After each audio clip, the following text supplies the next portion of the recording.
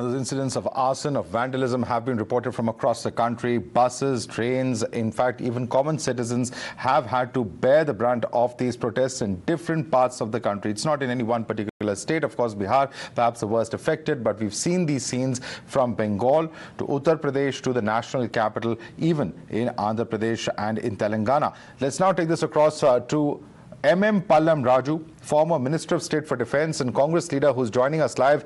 Mr. Pallam Raju, first and foremost, let me begin by asking you your response to this new scheme that has been announced by the government. Your leader, Rahul Gandhi, has said that this is going to reduce the effectiveness of the forces. As someone who has spent a considerable amount of time in South Block, how do you view this new scheme of the government?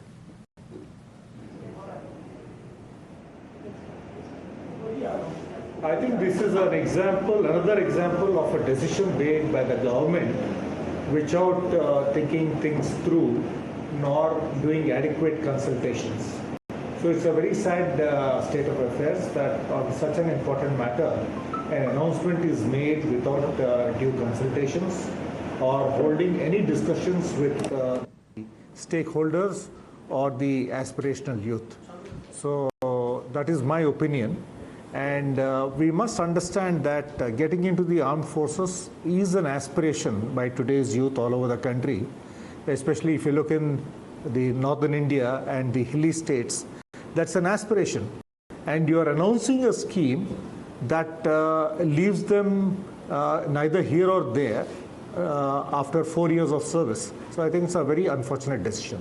No, but sir, there are 2-3 points that I would like to counter you on, which the government at least says. The naval chief we spoke to earlier in the day today, he says that it is incorrect to say that there was no consultation. There was consultation that took place, after which the announcement happened. At the same time, the government for its part says that paramilitary forces, state police forces and several other such areas are where the Agniveers would be given priority in terms of recruitment after these 4 years, and therefore it's incorrect to say that they are being left in the lurch.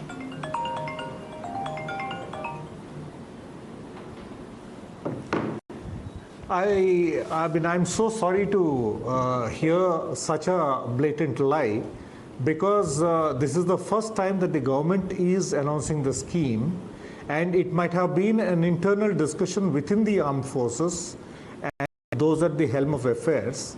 But I don't think a scheme like this, which affects the future of so many youth of the country, had been adequately discussed or debated across the country.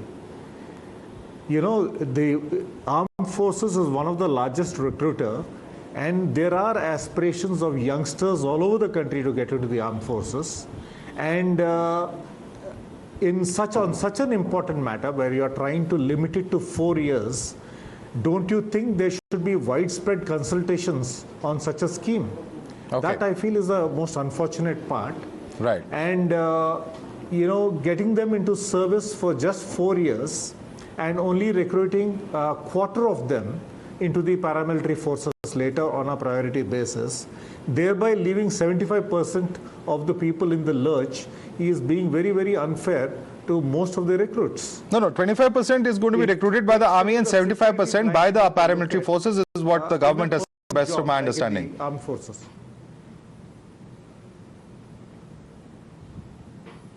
Yes, but they said they would give them priority recruitment.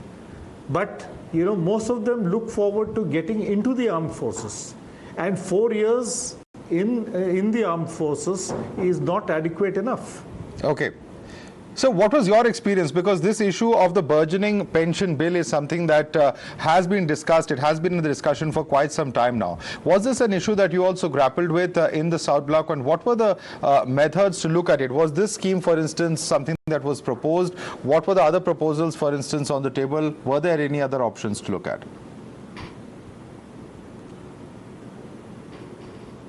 Yeah, let me put things in perspective. And some of the facts are definitely the pension bill is definitely growing in a sizable manner every year, especially for the armed forces. That is a fact, right? And we have about 60,000 people coming out of the armed forces every year. That is another fact. But I think the most important thing that we should focus on is in the rehabilitation.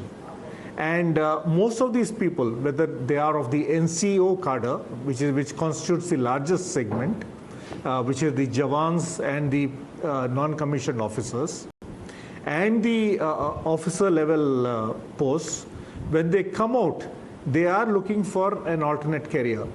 And especially at the NCO level, they come out at a pretty young age. They come out in their 40s.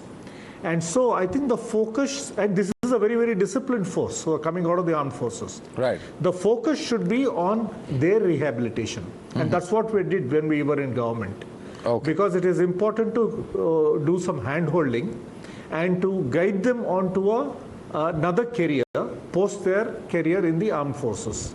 But another important aspect is they continue to have the security blanket of the medical services that they avail post their service period, Okay. their pensions, and the other association with their regiment and things like that. All right, Mr. Pallam Raju, thank you so much. Is threatening to take away all those security aspects. All right, all right. Thank you so much, Mr. Pallam Raju, for joining us and sharing with us your perspective on these developments coming in. Certainly, of course, this is an unprecedented kind of scenario that we're looking at in terms of the protests taking place. Thanks so much for joining us with your views. Now, moving on to the protests that have been held